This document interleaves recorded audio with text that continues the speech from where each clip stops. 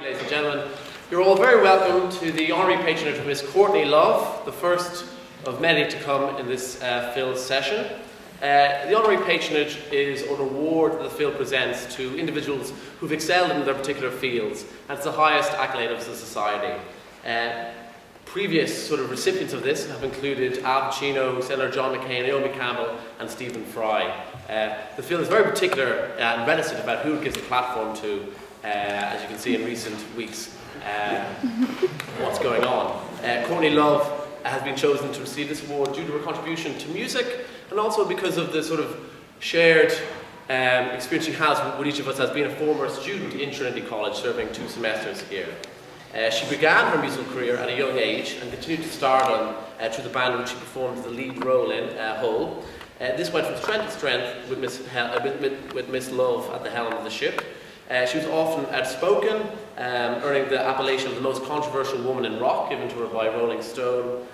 She continued to perform in film and various other sort of media, and it's quite often she returned then to do a single career in music, and now she's back with her at the moment. She's nominated for 9 Grammys, for 1 Golden Globe Award, and for a New York Critic Circle Belt Award. So without further ado, to receive the Phil's Gold Medal and to answer your questions, Miss Courtney Love.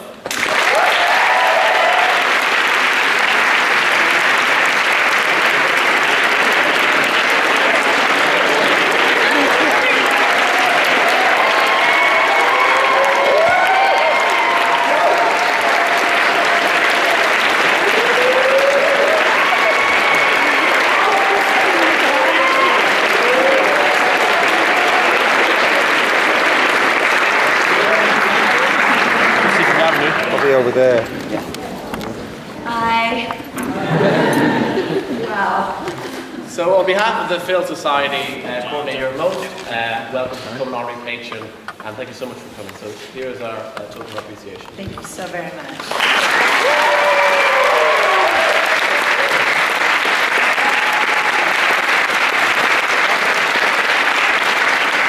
Also here, the alumni organisation would like to offer you a gift in honour of your time served here. So Caroline will present this to you now. Yeah, another round.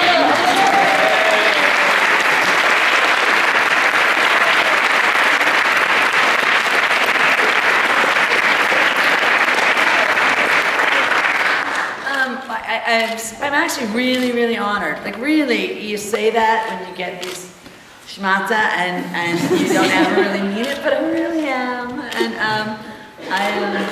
And I got this invitation, and if I had parents, they'd be proud. Well, I have them, but it's best not to talk about one that got deported from this country, maybe. I first came here to Dublin in 1981, and I didn't know my real father. My mother had removed custody from him, and which was a great move on her part. But you know, one sort of thinks, oh, you know, he might be a really cool guy or something. Anyway, he told me he was a professor at Trinity College, and that he was teaching here, and so I had this little trust fund. Now she had a trust fund. Don't give. It was $500 a month. All right. So, barring outrageous lies that I would make up, like I need a modeling portfolio, or I fell through the taxi window and I need $10,000. I mean, you know, they gave me $500 a month, and education. So this bio father of mine, convinced somehow that I could get into this school, and I took tests and things, and I was coming from a place in the United States that you would call Borstal, but it was run by hippies, so it was like hippie Borstal, and I came here, and in 1981, at the beginning, the planes landed in Shannon Airport, and the sun's going down, and the moon's going down, sun's coming up. This crazy country, weird, beautiful place, smelled amazing. And I drive to Drogheda, and his name's Hank, the real father. And he had convinced some tough lord to give him a really beautiful house on the Slane River, and he never paid rent. And he had all the women in that town thinking he was a rich American, so he was like sleeping with every woman. And as it turned out, he was selling pot to. Is what he was doing. And so I then found like a friend or two, and I went to see a band. And the band blew my mind, and the singer of the band, Gavin Friday, is standing right there. And for years and years and years, Gavin came up with you too at the same time, and one of his best friends is Bono, and they, I guess, each other forever, right? And Bono would always say to me when I became famous, many years later, and a little bit then, but even then, no, you know what? You and Gavin are looking along the house on fire. You need to. And I'd always be like, no way, he had hair up to here. He scared the hell out of me. He was brilliant. No. And we should have gotten married 15 years ago, maybe 20. And then we'd have a nice divorce. No, I'm kidding. But I saw this whole other culture, and it was here. It wasn't in London, and it wasn't in Paris, and it wasn't in New York, and it wasn't in LA. It was here. It was Ireland. And I lived in Stephen's Green, because you could actually squat on Stephen's Green in 1981. That's kind of amazing now when you think about it. And so he didn't teach here. And I came here, and I applied to audit. And what I did is I audited, I thought, I want to be a theology student. So I was going to learn to understand all religions. And I audited, not quite 2 semesters at this school. So I actually really, but some days I would skip because the professor was, I don't remember his name. Do you have records of these things? Harrison. Harrison. That's because I want to see the tests.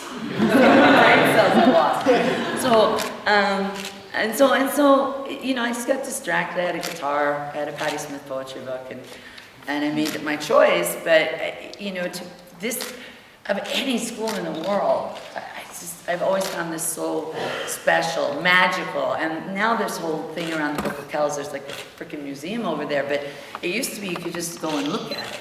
You could just go look at it. It has some crazy mystical power, to me anyway. I know that it was made in some island off Scotland, but it sort of,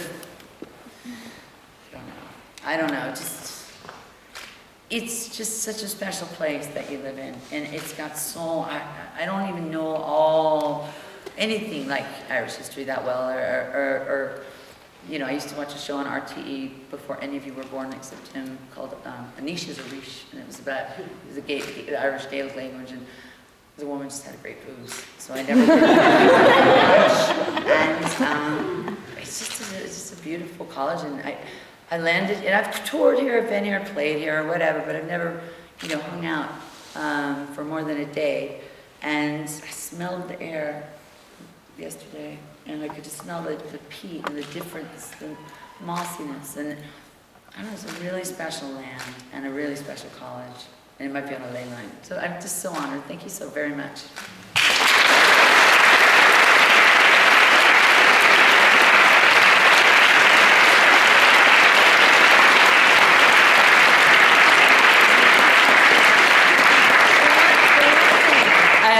Is that's great and liberating, because the truth always sets you free.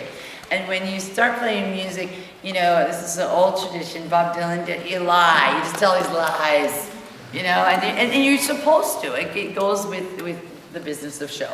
And so it's just nice to know the truth. Say it out loud. Like, okay.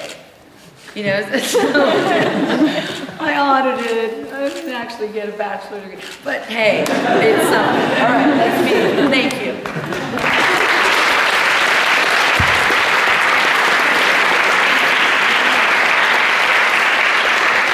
So we'll just ask a few questions before we open up to the floor.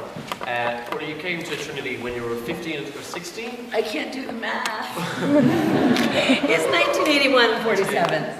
Does anything stand out in that time of coming to Trinity at that point in your memory? Did you ever go to a Phil event or something? A philosophical society event. Yeah, I could make a lot of friends here though, because I wasn't consistent. I was squatting and I was really torn between punk rock and an education, and then I had this crazy father, crazy nut job, you know, Stars and the Stones, Bananas, bio father. I didn't want anything to do with, and he was really nutty. He is nutty. He was really nutty, and he had a friend who was also like a Holy Blood, Holy Grail person. Like, you guys know about this, right? Like, descendants of Jesus and things like that. There are people that believe it, and I'm related to one, and it's, come on. He says, well, and he took a yacht over here, what he borrowed on oligarchs, and just, you know, snapped out, built this, went to Chartres, came back, and then at 32 turns up in Jerusalem. That's right. And left, you know, left all sorts of paintings, and Nauf and Delft. So it's just, so when Da Vinci Code came out, I was like, yeah, no, I already know that story. And so, you know, at some point I had to escape because his lot weren't taking care of me, and I wasn't very social with them either because I was scared of Jim Prunes, who owned this town, and U2 were really, you know, on their second record, and I'll be really honest, I liked the Boomtown Rats. I mean, I'm talking Banana Republic era Boomtown Rats. So, I tried to get a job at Windmill Lane Studios, but somebody's, God rest her souls, somebody's wife, I didn't have boobs, thought that I was like, I don't know what she thought. Then I escaped at some point and went to Liverpool. I went to McGonagall's, and I saw a band in McGonagall's, and that night, I've never a groupie, but I always watched boys in bands and wondered why I couldn't do that. Why can't I do that? Why do the boys get to do that? And the more outrageous and the more provocative, the more thought-provoking, the more musical at the same time, the more I'd be interested in it. And I wasn't interested sexually at all, and I certainly wasn't sexually developed. So this guy, I don't think you'd remember him, but his name was Julian Cope, and he was from a place called Tamworth in the UK, but he lived in Liverpool. And so this is my story, Dublin to Toxton. And this year I find myself in the Duke of Richmond enclosure of Goodwood Racing on Ladies' Day. I'm not even saying who I'm sitting next to because, well, you're not supposed to, A, and B, it just embarrassed me. But no, it wouldn't. They were very, very, very nice people. There's nice people in all stratas and everything. But, you know, and Her Grace said to me something about having lived in the United Kingdom, and I said, yes, Toxton. I wish you knew who this was. So you went from like Dublin to Liverpool to Malibu, and then that like sort of really hit it off. Like that's it. And that's the great. Thank you. That was good. Because no, in Malibu, okay, I had my first real boyfriend. It was Jeff Mann. And he is now one of the highest paid, and I think he's a production designer. And what he's known for, and his third generation behind the scenes, either production design, his mother was a wardrobe woman. And I didn't grow up on film sets at all, but Jeff did, and I met him in San Francisco. Martin Sheen had given him $100. Everyone in the Sheen family had given him, or Esteves family had given him $100, because there's always fires in Malibu. And he wanted to get out of his mother's way. I don't know. Anyway, my first day in LA, I come back from, basically get thrown out of Liverpool by Pete Burns. Who pops up every couple of years in this sort of weird cycle. The story I told you. Okay, story to Pete Burns. First, do you guys know who Pete Burns is? Yeah. Crazy Train? Okay, before any of that, he worked at a place not here, because I couldn't really connect here in terms of friends. I didn't have a lot of friends, and I was talking with him last night about living in Ballymoon, and I guess it wasn't really good, Ballymoon.